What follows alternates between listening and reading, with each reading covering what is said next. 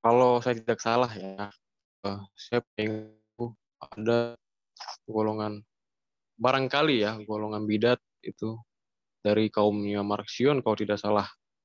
Koreksi kalau saya salah ya. Marxion. Yang memandang bahwa Allah pendirian lama dan Allah pendirian baru itu sama sekali berbeda gitu. Jadi Allah dalam pendirian baru itu terkesan adalah Allah yang kejam, dan Allah pendirian baru adalah Allah yang penuh kasih. Sehubungan dengan itu ya, sebenarnya saya mau mengatakan bukan berbeda. Allah tidak berbeda, Allah sama. Tapi Allah kita itu adalah Allah yang dinamis, nggak statis. Dan memang berkenaan dengan pertanyaan Kala lah, yang mau saya katakan adalah Allah, Yesus ya, Yesus itu sendiri bukan mau menghilangkan, mau menggeser posisi eh, Allah itu sendiri, Yahweh ya. Dia bukan dalam arti bukan mau menghilangkan Allah. Allah sendiri kan ada representasi dari Allah, melainkan itu sendiri menolong kita sebagai jembatan untuk kita berjumpa dengan Allah, kita dekat dengan Allah. Jadi di dalam Yesus kita mengenal Allah yang imanan, Allah yang transenden. Orang dewa, Allah dan kita itu selalu berhadapan-hadapan. Allah tidak jauh. Ya, kalau dalam refleksinya, ya Allah itu hanya sejauh doa. Jadi itu ya, dia bukan Yesus, kehadiran Yesus bukan meniadakan, justru dia representasi Allah, kediriannya sendiri. Tapi dia menolong kita untuk semakin dekat dengan Sang Pencipta. Tidak ada jarak. Dengan Yesus dia sebagai orang Yahudi, dia pasti paham benar gitu tentang tradisi dan budaya. Bagaimana uh, orang Yahudi sangat memandang Allah itu sosok yang sakral gitu, sangat benar-benar membuat gemetar, tidak bisa menyebut namanya dengan sembarangan gitu. Yesus mau mencoba menghilangkan rasa takut itu.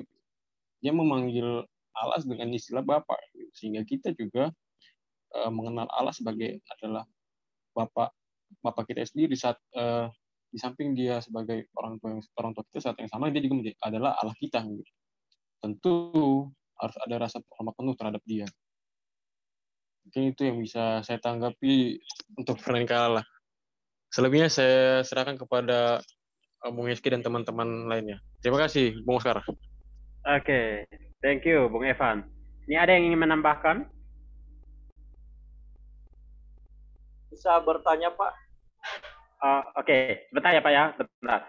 Oke, kalau tidak ada, nanti kita akan kasih kesempatan untuk Pak Edi Saloku untuk bertanya. Apakah ada yang ingin menambahkan dulu terkait dengan ini?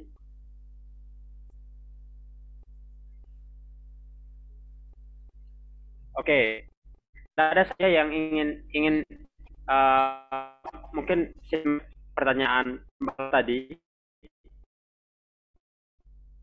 Kalau dalam perjanjian lama kan, kalau kita belajar tentang tabernakel itu kan ada jelas ya, ada ruang depan, ada ruang kudus, dan ada ruang maha kudus, ya kan? Dan yang membatasi antara ruang kudus dan maha kudus itu tabir, ya kan? Tempat di mana ada tabut perjanjian. Nah, kalau imam besar itu masuk, berarti dia kan masuk ke ruang maha kudus, ya kan? Tempat persembahan biasanya itu yang biasa itu di tempat di ruang kudus ya. Tapi dalam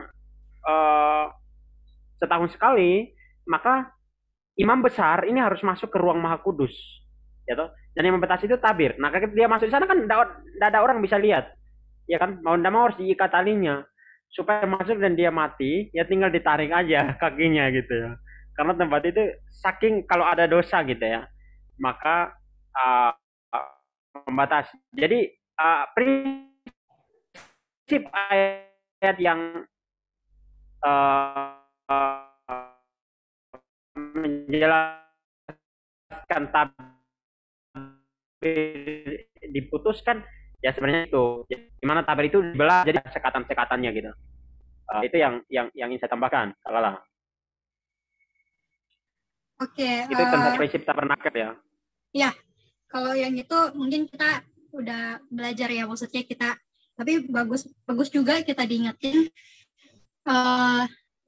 kembali ya apa tadi yang disampaikan Bung Evan, Bung Oscar menjawab pertanyaan saya. Saya masih penasaran apakah Matius 27 ayat 51 ini ada kaitannya dengan konteks yang pertanyaan itu. Apakah itu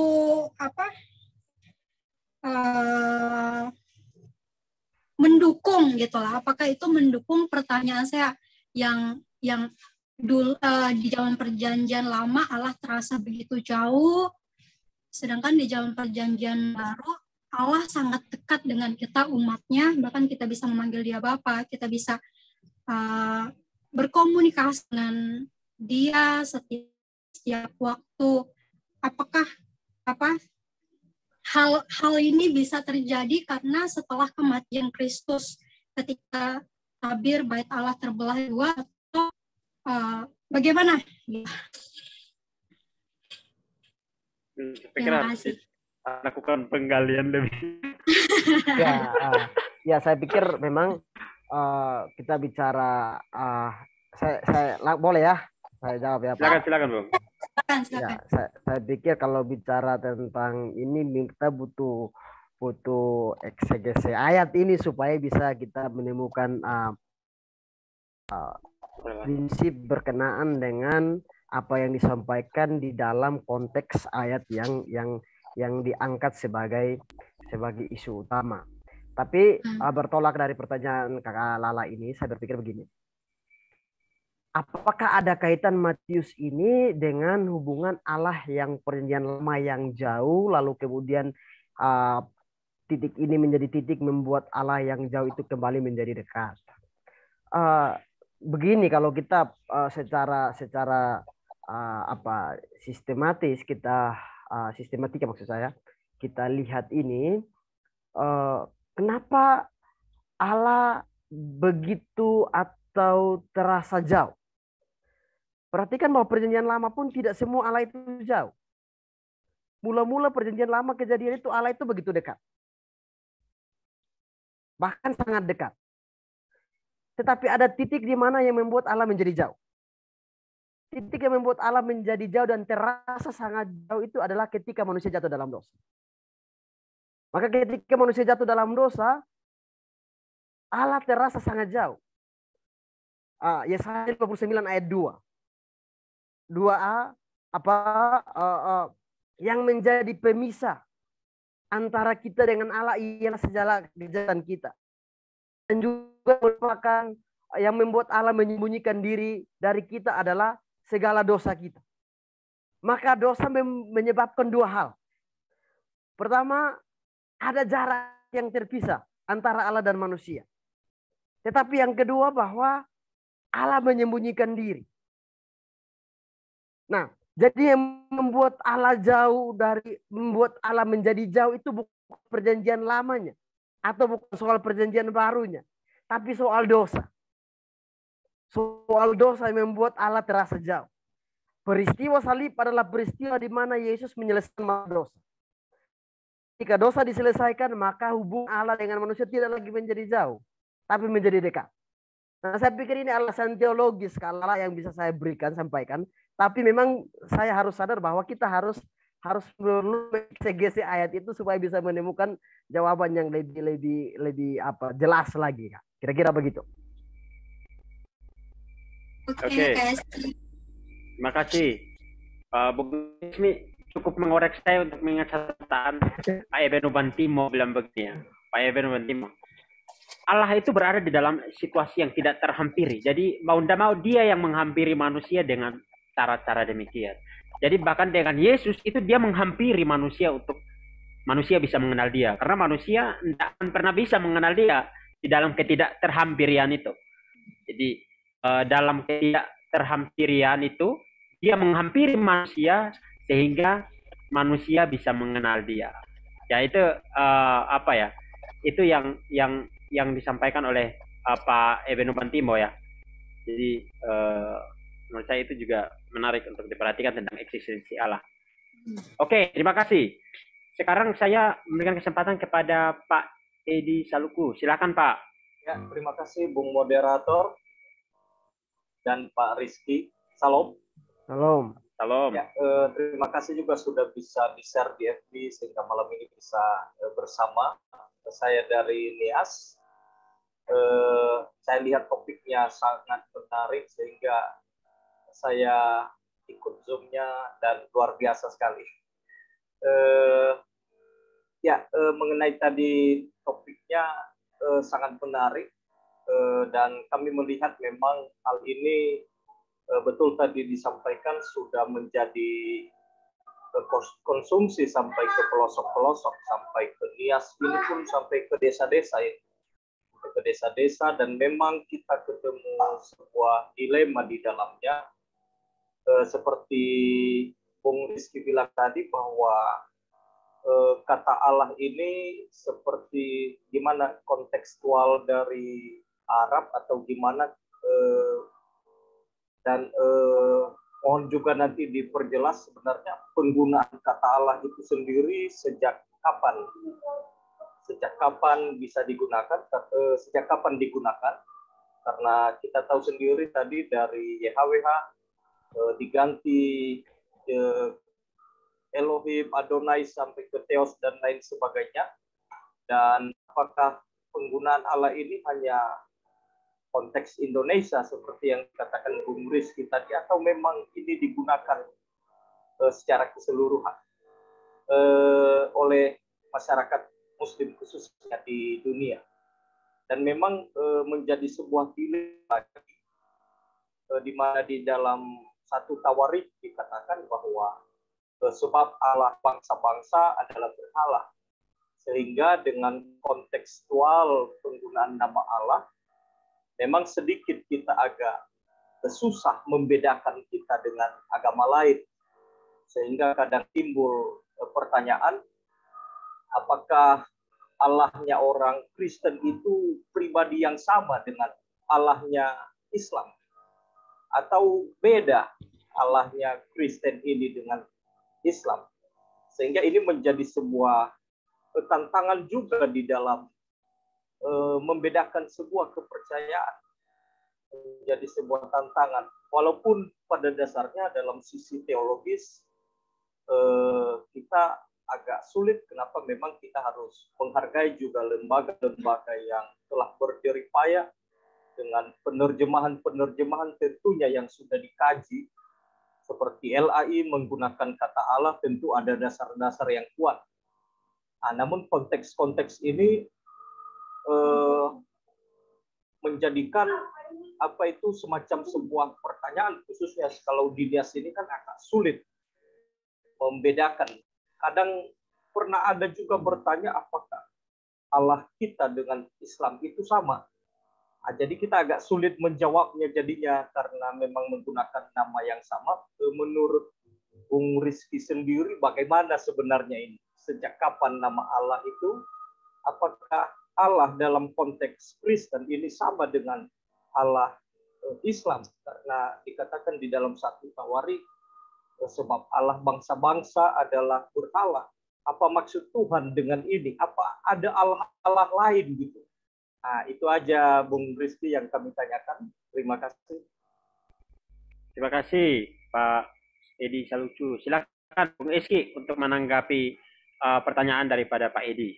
Ya, makasih Pak Edi untuk pertanyaannya. Ya, pertanyaan yang cukup bagus, menarik, dan menantang juga, harus berpikir. Tapi begini Pak, sejak kapan Allah itu digunakan? Saya harus berkata lagi-lagi bahwa kita harus meninjau dari aspek sejarah kata itu digunakan. Kata atau bahasa Indonesia itu adalah anak dari bahasa Melayu. Atau dengan kata lain, bahasa Indonesia berinduk atau berasal dari bahasa Melayu. Nah, bahasa Melayu sudah menerjemahkan kata Theos itu di dalam kata Allah. Kenapa? Karena lagi-lagi Melayu dipengaruhi oleh bahasa Arab. Lalu kemudian bahasa Indonesia yang adalah anak dari bahasa Melayu ini memakai kata Allah pun tanpa ada perubahan. Maka kalau Bapak kita perhatikan Alkitab dalam terjemahan lama sampai ke bahasa Alkitab bahasa Melayu, Tuhan itu dipakai kata Allah, Pak. Chaos dan lain sebagainya itu pakai kata Allah. Jadi kata Allah itu sudah ada dari zaman bahasa Melayu. Hingga kemudian akhirnya menjadi bahasa Indonesia yang sudah nasional di bangsa ini, akhirnya kata Allah itu pun tetap sudah ada. Jadi ketika Alkitab pertama kali diterjemahkan masuk dalam lingkaran golongan bahasa Yunani, bahasa Melayu, bahasa Indonesia dan lain sebagainya, itu sudah pakai kata Allah di sana. Nah, pertanyaan selanjutnya bahwa kata Allah dipengaruhi juga oleh Arab ini karena begini, Pak. Kita harus mengerti kata Allah itu di dalam arti bahasa itu juga. Memang kata Allah itu terdiri dari dua suku kata. Al plus ilah. Nah, yang dikutip oleh Pak Edi dari Tawarik itu merujuk kepada ilah. Bukan Allah-Allah. Tapi ilah. Maka ilah-ilah itu adalah berhala, betul. Tapi al-ilah, al dan ilah. Al itu merujuk atau menunjuk kepada ilah. Artinya bahwa Allah itu merujuk kepada satu pribadi. Jadi ada banyak Allah. Tapi al-ilah atau Allah itu. Nah, Allah itu sebenarnya mau menunjukkan bahwa Allah itu. Bahwa Allah yang satu itu bukan berhala, kira-kira begitu.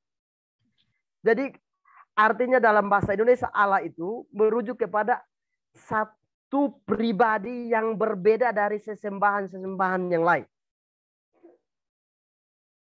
Maka kita lanjut kepada pertanyaan, apakah sama Allah Kristen dengan Allah Islam? Nah, ini menjadi dilematis untuk kita menjawab itu, Pak. Ini bumerang juga. Tapi saya mau menjawabnya dalam dua pengertian. Yang pertama pengertian historis. Secara historis saya berani berkata bahwa Allah kita sama. Allah kita sama. Tidak ada beda. Semua orang di muka bumi ini Allah satu. Allah cuma satu. Tetapi secara teologis kita berbeda.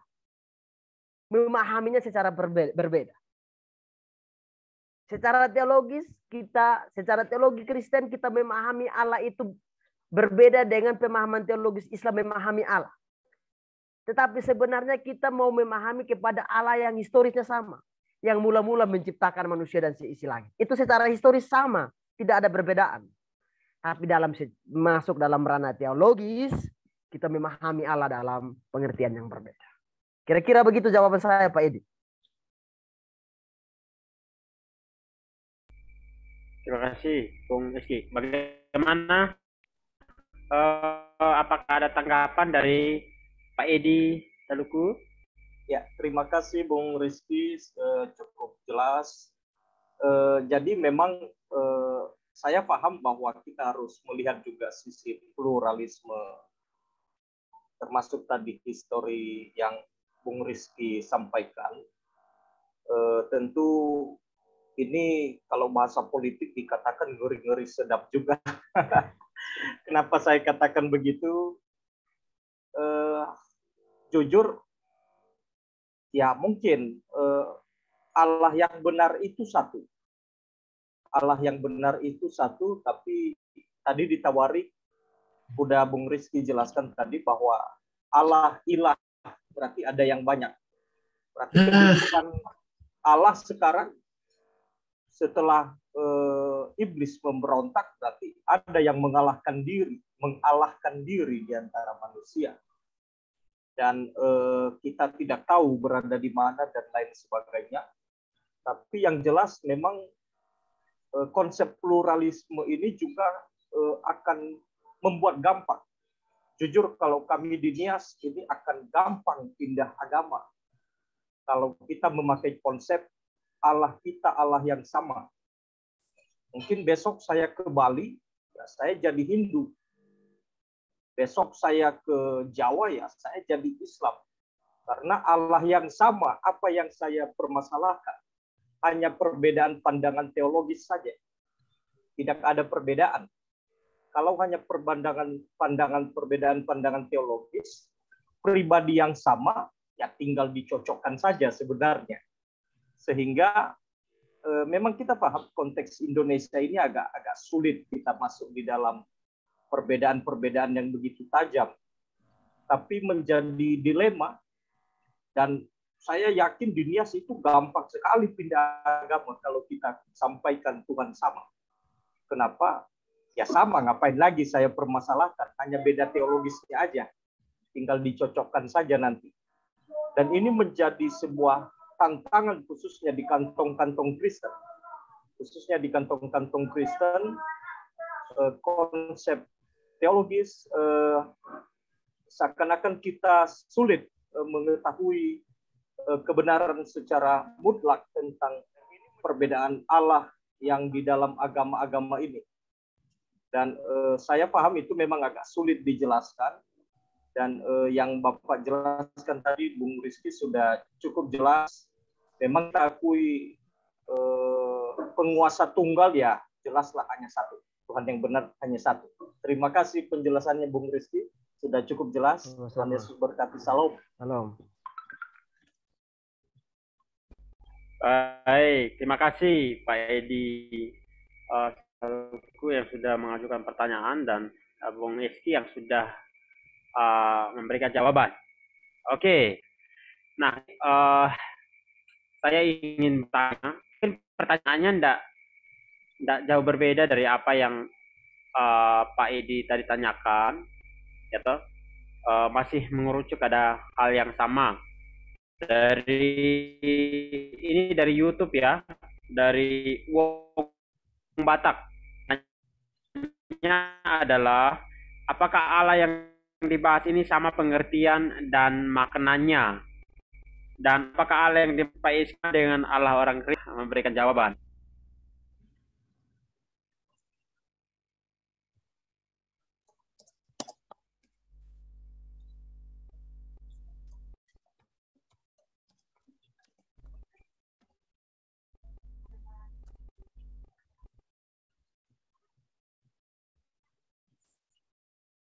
Halo, Bung Oscar.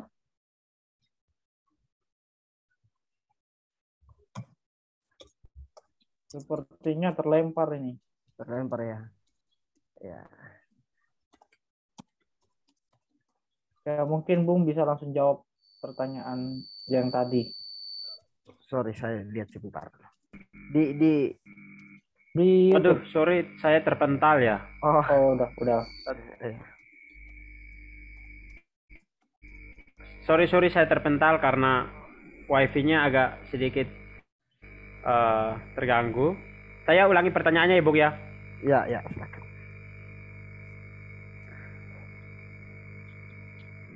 Oke, pertanyaannya adalah, apakah Allah yang dibahas ini sama pengertian dan maknanya? Dan apakah Allah yang dimaksud Pak Iski ini sama dengan Allah orang Kristen? Silakan, Bung. Ya, karena Allah yang kita bahas ini Allah orang Kristen, jadi otomatis yang merujuk kepada Allah orang Kristen, kan kira-kira gitu. Jadi aneh pengajaran ini, aneh, Mak. Menyesal saya masuk di dalam Zoom ini ya. Ini kalian nggak ngerti tentang kebenaran. Allah sama semua. Kalau gitu nggak usah perlu ada pemberitaan Injil lagi. Ini menyesatkan semua ini. Sorry. Betul kata Pak Edi tadi. Pak Edi tadi itu di Nias, kalau pengajaran seperti ini akan merusak iman di Nias. Saya udah kesal mendengarkan ini. Saya tidak menyamakan Allah loh, Pak. Sama. Mengerti. Pengajaran saudara sama. Itu nggak benar. Tidak. Ilah segala bangsa-bangsa adalah berhala. Bapak masuk di waktu Q&A, Pak. Bapak tidak saya diundang masuk di dalam ini, makanya saya memberi komentar. Waduh. Ini nggak benar, udah nggak benar. Kita mau berdebat boleh, siap. Ini nggak benar, pengajaran ini nggak benar. Nggak belajar Alkitab dengan sungguh-sungguh. Mau mengajarkan Alkitab atau mengajarkan agama-agama lain. Ini sinkretisme. Tidak ada unsur sinkretisme di sini, Pak. Bapak Ini sinkretisme, saudara. Di mana unsur sinkretisme? Dari awal katakan tadi, Allah itu sama pada dasarnya. Berarti nggak belajar teologi dengan benar. Ini takut memberitakan kebenaran, takut ditolak. Inilah dasarnya hamba-hamba Tuhan yang takut ditolak. Saya tidak takut, saudara. Begini, Pak. KTMPL ini sifatnya diskusi. Pak, ini saya jelas, saya bantah. Ini tidak benar. Pengajaran ini nggak benar. Nggak sama. Kalau begitu, untuk apa Yesus datang ke dalam dunia? Untuk apa Yesus? Kalau Bapak bilang sama, nggak usah ada nggak usah ada penginjilan, nggak usah ada pemberitaan Injil, kok sama semua kok. Bagaimana, moderator? Tampaknya Bapak ini kurang mengerti pemaparan saya dari awal. Dari awal saya dengarkan pada dasarnya sama, tapi secara teologi beda. Itu namanya sinkretisme, itu gado-gado. Pengajaran ini nggak benar. Apakah Pak minta maaf? Apakah Bapak ngikuti dari awal presentasinya? Ini sudah jelas, kesimpulannya sudah mau diikuti dari awal, nggak diikuti dari awal sudah jelas nggak benar pengajarannya. Bapak terlalu berlebihan menurut saya karena Bapak tidak terlalu berlebihan mengajarkan tentang kebenaran. Hanya di Indonesia pengucapan Allah itu ada. Hanya di Indonesia, di seluruh dunia tidak ada. Oke. Silakan Pak moderator, bagaimana Pak? Baik. Terima kasih Pak. Ini udah ngerti saya. Oke, tidak masalah. Kita juga punya latar belakang ini yang berbeda. Dengan kepala dingin. Sekali lagi. Kasihan saya kalau Dinas diajarkan yang begini ini. Kasihan. Sebentar lagi, betul kata Pak Edison tadi, Pak Pendeta Edison. Sebentar lagi pindah semua orang Nias itu. Sudah banyak saya ini orang Nias. Dan di Nias itu dalam bahasa Indonesia hanya pakai bahasa Indonesia. Tapi kalau bahasa asli, bahasa Alkitab, bahasa Nias, nggak ada itu Allah di dalam Alkitab. Ya, berarti Bapak nggak mengerti. Ini terjemah Alkitab semua. Saya tadi di awal saya sampaikan. Mungkin nggak usah mengajarkan yang gini-gini di Pulau Nias. Sudah banyak orang Nias yang pindah gara-gara ini semua sama pengajarannya. Mungkin baru Bapak ketemu dengan saya. Saya pikir saya tidak mempersoalkan pengajaran, tapi cara Bapak menanggapi. Ajarkan apa? Kalau Bapak nggak mengajarkan apa? Orang Nias bagaimana? Dari dulu orang Nias sudah percaya Yesus Tuhan. Namanya Yehova yang sudah ada di Nias itu. Nah, begitu ada bahasa Indonesia, orang rame-rame orang Nias pindah. Orang Nias itu lebih ribuan yang sudah pindah hanya gara-gara pengajarannya begini-gini. Bukannya begini Pak, yang di sana Pak. Ya oke Pak. Takut menyampaikan kebenaran. Saya tidak takut. Begini Pak, saya pikir Bapak juga ngerti etika dalam berbicara dan diskusi. Jadi mungkin bisa diatur dulu, mungkin minum dulu biar agak tenang, baru kita bicara. Jadi biar maksudnya dengan kepala dingin. Kita Pak, saling saya memahami ini dingin, apa Pak. Kepala saya dingin. Sudah ada iman di dalam otak saya, di dalam hati saya. Saya lagi mempersiapkan firman Tuhan sekarang ini. Tapi begitu saya dipanggil masuk, gabung di dalam ini, saya dengarkan 2-1 menit, saya udah bisa mengambil kesimpulan. Pengajarannya sinkretisme. Allah sama saja. Apa Allah sama saja? Pada dasarnya teologi. Tapi secara teologi nggak bisa, baik secara teologi.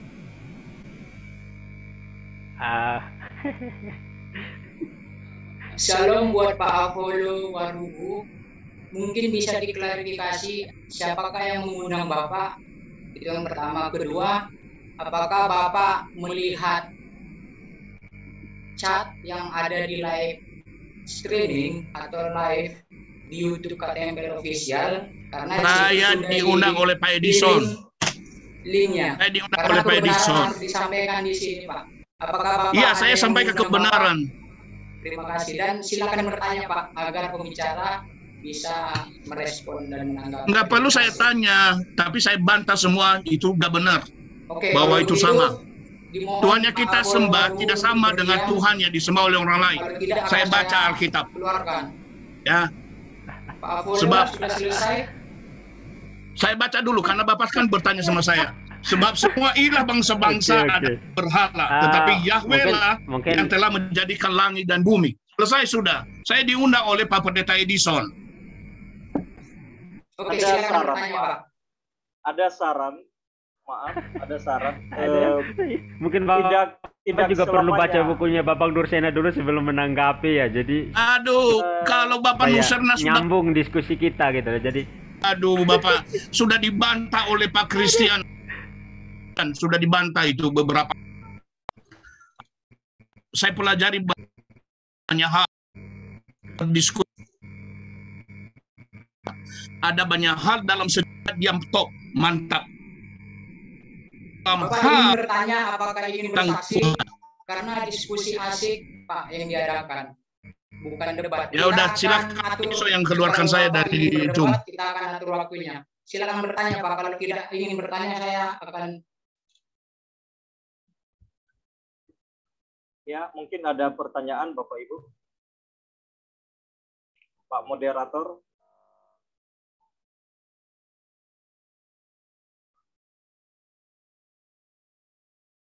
ya terpental mungkin Pak moderatornya. Silakan Pak Edi. Iya, jadi menurut kami yang namanya diskusi pasti ada perbedaan. Iya. Ya, Pasti ada perbedaan. Kalau masalah benar tidak kan itu sisi pandangan masing-masing. Ya. Tentu konteks Nias, Indonesia, mungkin Arab sana beda-beda. Konteksnya dalam arti kata menurut saya Pak Pendeta Apollo tentu dalam hal ini masing-masing punya pandangan. Kita share apa yang kita mengerti, kita pegang, tentu tidak ada yang mutlak. Tidak ada yang mutlak dalam kebenaran kita sebagai manusia. Saya secara pribadi juga senang, dan sebenarnya buku-bukunya Pak Bambang Nursena di saya itu banyak sekali. Banyak, di rak saya banyak ya. Beliau sangat luar biasa juga mengungkap mengenai Islam dan lain sebagainya.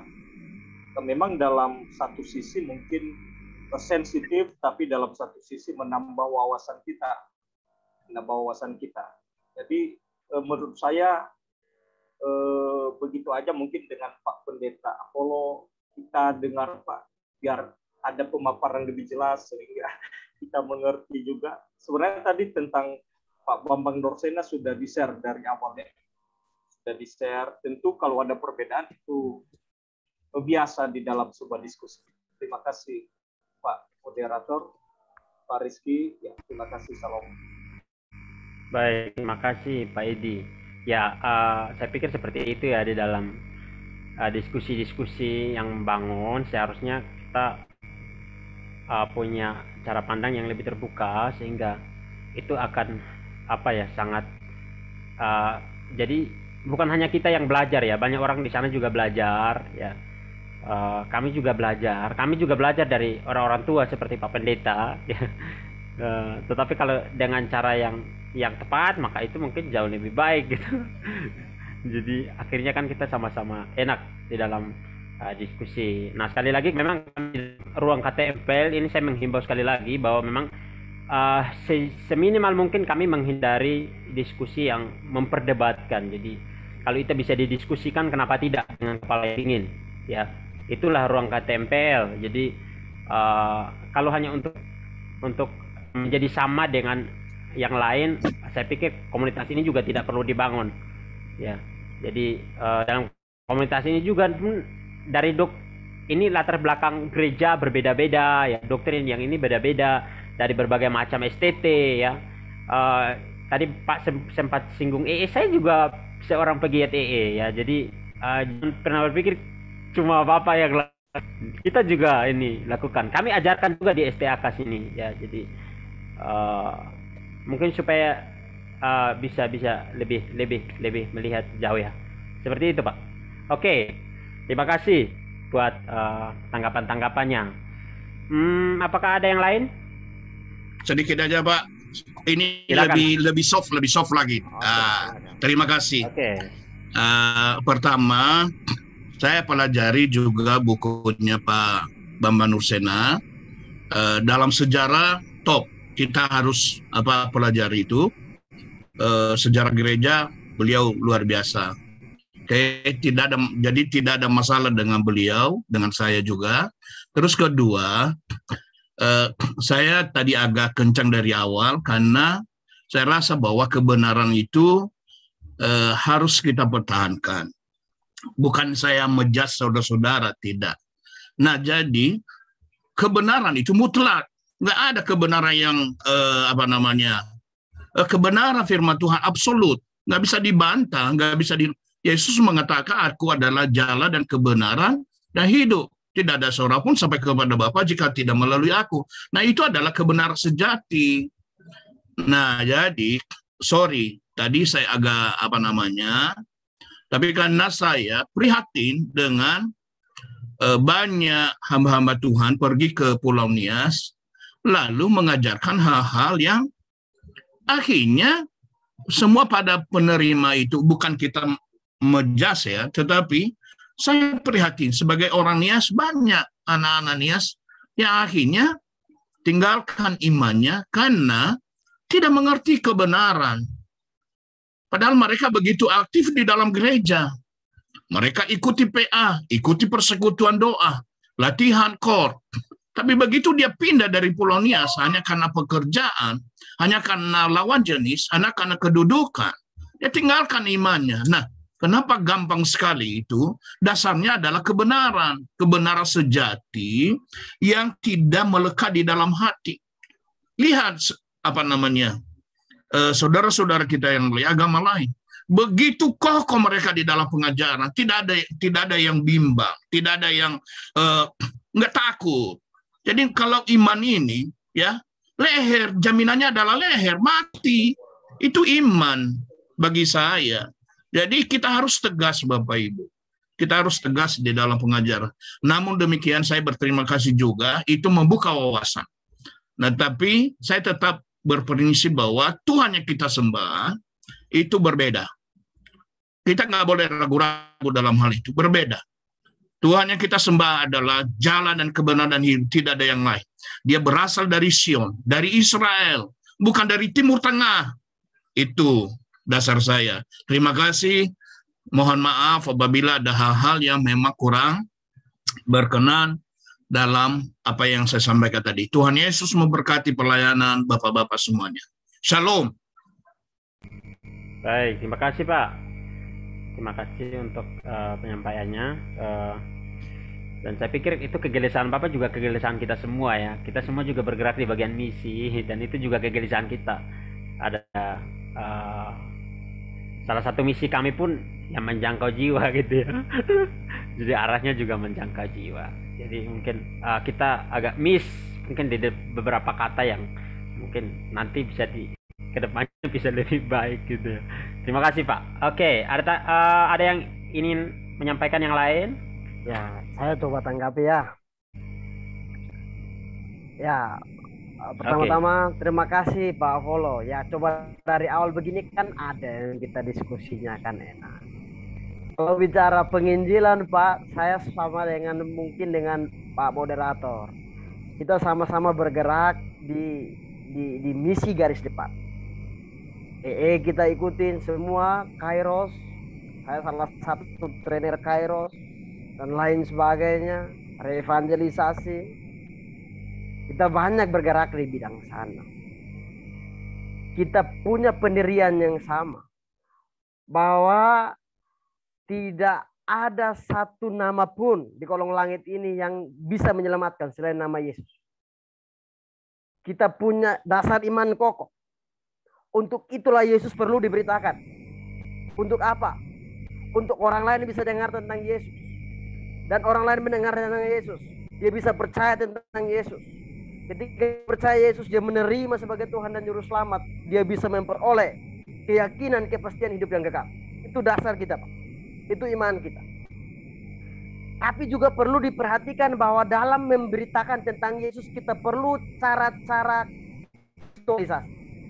Agar Yesus yang kita bawa tidak menjadi Yesus yang asing bagi orang lain. Nah, Yesus yang perlu kita bawa ini yang perlu dikontekstualkan. Mereka sudah tahu tentang Allah, tapi konsep Allah itu yang keliru. Nah, itulah yang mau kita bagikan konsep yang benar di dalam Allah yang sudah mereka tahu. Itulah yang menjadi dasar kenapa saya berkata Allah sama. Bahwa semua orang sudah tahu tentang Allah. Tahu bahwa ada satu zat yang berkuasa, tapi memahaminya secara keliru. Yang saya mengandaikan dalam suku saya, suku Timor. Suku Timor itu sudah ada yang berkuasa namanya Wisneno itu. Para misionaris barat datang, mereka tidak membawa Allah baru. Mereka memperkenalkan Wisneno itu di dalam konsep Yesus Kristus. Jadi yang maksud kami adalah sama di dalam pengertian bahwa ada satu yang berkuasa atas muka bumi ini. Tapi tidak semua orang memahaminya secara benar. Yang memahaminya secara benar adalah iman Kristen. Nah, untuk itu yang kita telah pahami secara benar, membawa kebenaran ini supaya orang lain bisa mengerti tentang kebenaran itu. Nah, kira-kira begitu.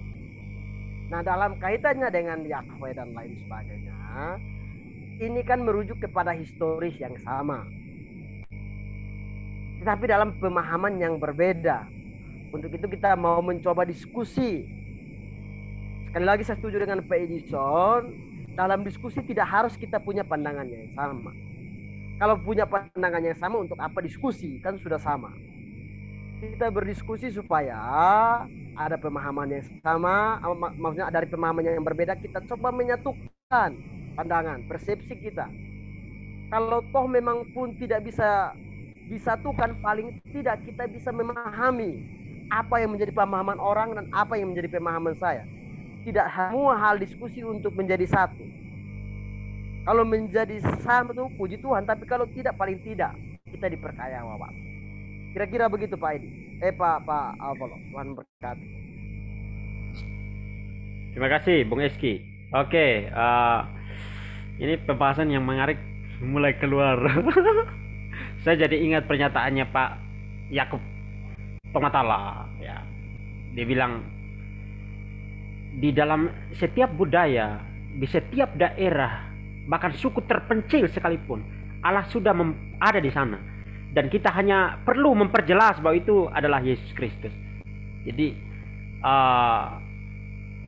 semoga ini juga menjadi rujukan bagi kita untuk mengkontekstualisasikan, menemukan, dan gimana caranya kita bisa masuk ke sana ya. Oke, terima kasih. Saya pikir untuk malam ini cukup ya, karena sudah 10:30. Ini kalau di NTT kayaknya udah 10:30, kasih Bung Eski juga enggak tidur-tidur. Oke, ya. Dan saya pikir cukup untuk malam hari ini. Sebelum kita mengakhiri rangkaian diskusi, saya minta kesempatan kepada narasumber untuk memberikan closing statement, nanti kepada Bung Evan sebagai penanggap untuk memberikan closing statement juga. Silakan Bung Eski. Ya, di akhir dari semua pemaparan dan juga tanya jawab yang sudah berlangsung, saya berkata bahwa saya pada pendirian bahwa saya tetap mempertahankan kata Allah di dalam Alkitab bahasa Indonesia. Lepas dari Alkitab bahasa daerah tertentu otomatis ada dalam konteks dan budaya daerah tertentu. Tapi dalam konteks bahasa Indonesia, saya tetap mempertahankan kata Allah di dalam Alkitab. Dan satu hal yang menjadi penekanan adalah bahwa Allah yang menjadi penekanan yang saya pertahankan, yang dikenal dalam Yesus Kristus, adalah sumber segala-galanya, termasuk di dalamnya sumber keselamatan dan sumber kebenaran. Nah, untuk itu sumber kebenaran dan sumber keselamatan ini perlu diberitakan, perlu disampaikan kepada suku-suku, kepada pemahaman yang lain, supaya olehnya mereka pun memperoleh kebenaran, memperoleh keselamatan. Tentu dengan cara-cara yang lebih kreatif, atau yang saya sebutkan pemahaman dengan cara kontekstualisasi, atau bahasa umumnya inkulturalisasi di dalam pengertian dan pemahaman suku tersebut. Ya, Tuhan memberkati. Terima kasih Bung Eski untuk closing statement-nya, dan berikut kepada Bung Eva. Ya, terima kasih Bung Oscar. Ini seperti yang telah saya singgung tadi di awal ya. Pembahasan malam ini memang pembahasan yang menarik sekaligus kontroversial, dan arti dia menimbulkan gesekan ya, panas memang. Dan itu normal ya, normal. Namanya diskusi kan, beri pendapat, it's okay gitu loh. Dan namanya itulah bentuk dinamika pembelajaran. Mau saya sampaikan di sini sebagai closing statement, kembali lagi saya mengulang bahwa manusia cenderung menilai dan melihat dari apa yang terlihat. Tapi Allah tentu jauh berbeda daripada manusia. Allah melihat apa yang jauh yang tersembunyi dalam lubuk hati kita. Oleh karena itu kita patut bersyukur kita bisa mengenal Allah di dalam Trinitas ya. Inilah salah satu bentuk. Disinilah Trinitas itu bekerja, kita bisa mengenal Allah melalui Kristus. Bagaimanapun kita tidak diselamatkan oleh perbuatan, perkataan maupun atribut lain. Tidak lain tidak bukan sebagaimana dikatakan Luther, ya kita diselamatkan oleh karena iman kepada Kristus. Hanya itu saja. Nah, jadi kita patut bersyukur melalui Kristus kita dapat berjumpa dan mengenal siapa the ultimate concern itu kan. Yang terakhir juga saya mau mengatakan we know that God exists, but we know who God is. Jadi kita memang tahu Allah itu memang tetap ada dari dulu sampai sekarang. Keberadaannya dapat kita rasakan. Tapi kita tidak tahu Tuhan yang mana yang benar. Nah, itu maksud saya ya, bukan untuk kita, jangan jadi kita mengekspresikan diri gitu. Tetap kita hargai perbedaan yang ada, terkhusus kita sebagai warga negara Indonesia kan. Kita hidup dalam konteks yang pluralis. Tentu kita juga harus menghargai perbedaan yang ada. Baiklah dengan menghargai dengan menyambut itu dengan kita membawa Kristus kepada jiwa, memperkenalkan melalui perbuatan-perbuatan kita. Itulah bentuk buah daripada iman kita. Mungkin itu yang bisa saya sampaikan. Terima kasih, saudara moderator. Baik, terima kasih Bung Evan. Demikian diskusi closing statement daripada para narasumber dan para penanggap, sekaligus jadi akhir daripada diskusi kita, dan tentu ini sangat menolong kita untuk memberikan jawaban, menambah wawasan ya, terus mendorong kita untuk terus makin yakin di dalam iman percaya kita gitu. Secara fundamental keyakinan kita tidak bawa di sini ya sebenarnya tadi. Cuma karena ini sudah terlanjur ya kita bablas wae. Oke, jadi demikian yang bisa kita lakukan malam hari ini. Dan untuk sahabat semua ikuti di YouTube, terima kasih sudah ikut menyaksikan diskusi pada malam hari ini. Saya berharap teman-teman juga punya wawasan yang lebih baik. Semoga dengan hal-hal yang ditemukan di dalam diskusi ini bisa bermanfaat, menambah wawasan ya, bisa membuat kita semakin yakin di dalam iman percaya kita. Dan ingat, jangan pernah menganggap bahwa perbedaan itu salah ya. Jangan pernah menganggap bahwa perbedaan itu salah, tetapi semuanya saling melengkapi ya, semua saling melengkapi. Cuma terkadang situasinya yang beda. Ya gitu ya. Oke. Dan untuk mengakhiri rangkaian kita, kayaknya saya minta Pak Pendeta Apollo yang pimpin kita dalam doa.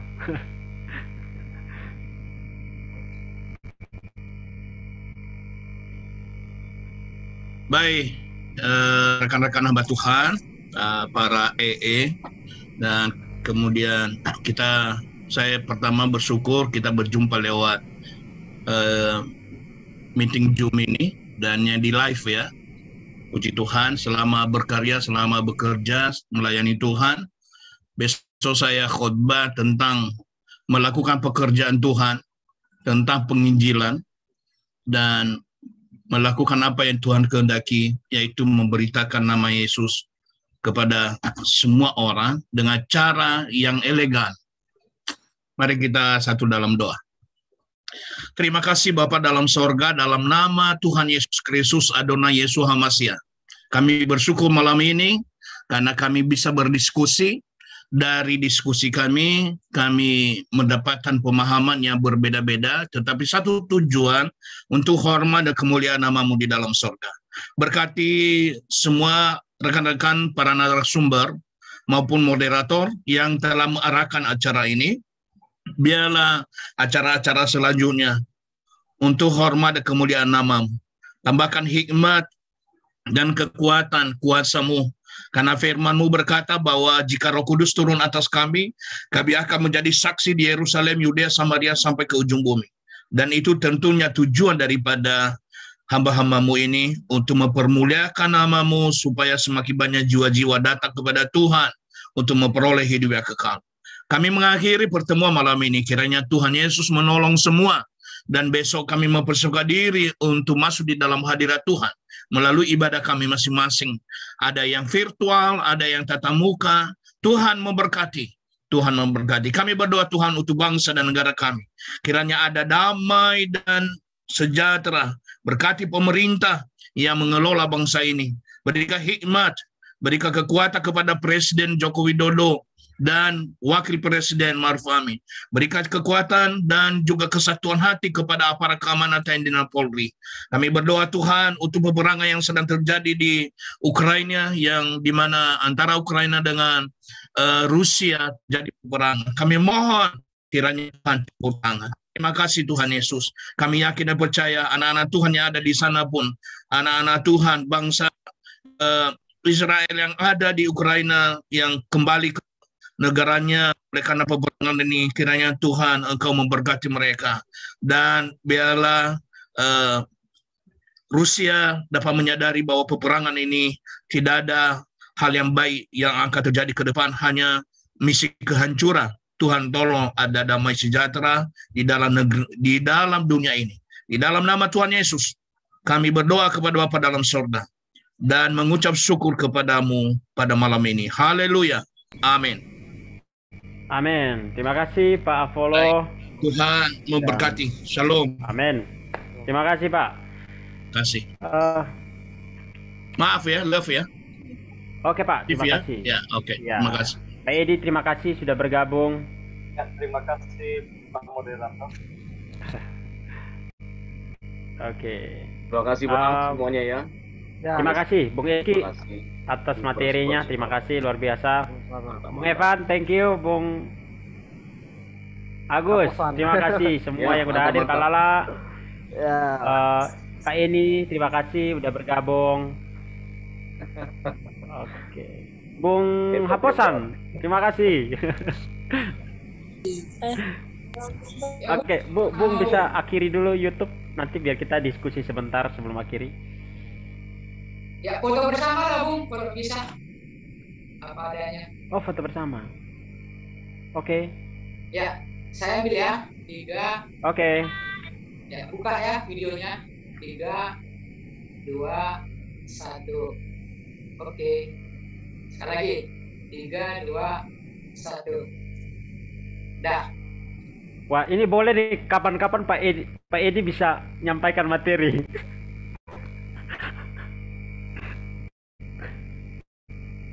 Ya, saya akhiri ya dari stream ya, Bapak Ibu. Oke. Streamnya bisa diakhiri dulu. Ya. Kita mungkin bisa diskusi sebentar ya, yang di dalam ya. Oke. Ya,